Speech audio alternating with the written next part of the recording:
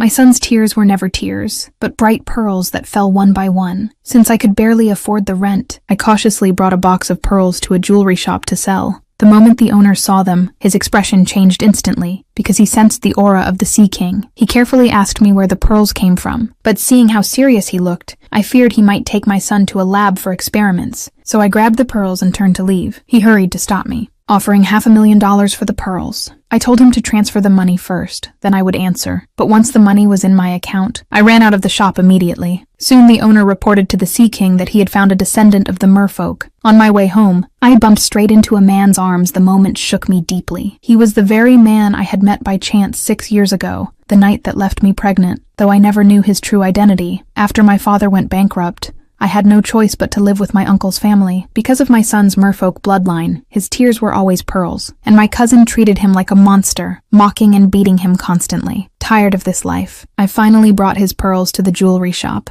which led to everything that happened at the start. After barely escaping the shop, I only wanted to buy him something good to eat, but when I turned around, I collided with that man again, the Sea King. Maybe it was an illusion, but both of us felt a strange sense of familiarity. His men rushed over, reporting they had found news of his wife. Seeing he had a wife and dared to approach me, I angrily stomped on his foot, but he had no time to argue. He had been searching for one woman for 6 long years, and now he finally had a lead. Meanwhile, my cousin flaunted a pearl necklace online, the same one she stole 3 years ago after running me over with her car. Spoiled since childhood, she always took whatever she wanted. Soon the Sea King's men found her. Seeing the necklace around her neck, they mistook her for the woman he had searched for all this time, and brought her to a mansion. Overjoyed by the luxury, she forced my son to call the Sea King Dad, trying to cover up her imposture. When the Sea King saw them, he doubted at first. The boy looked nothing like him, but once he noticed the pearl in the boy's hand, his suspicion faded. I knew nothing of this. The next day I went to interview at a design company, not knowing it belonged to the Sea King. Relying on my ability, I passed the interview, but just as I was about to succeed, my cousin appeared, fearing her secret would be exposed. She desperately blocked me, ripping up my design portfolio, and even calling security to throw me out. In the struggle, the scales on my son's arm were revealed. Everyone screamed he was a monster, demanding he be killed. A guard nearly threw him to the ground, but I caught him just in time. My cousin wasn't done. She raised a bat to strike me. At that critical moment, the Sea King finally appeared.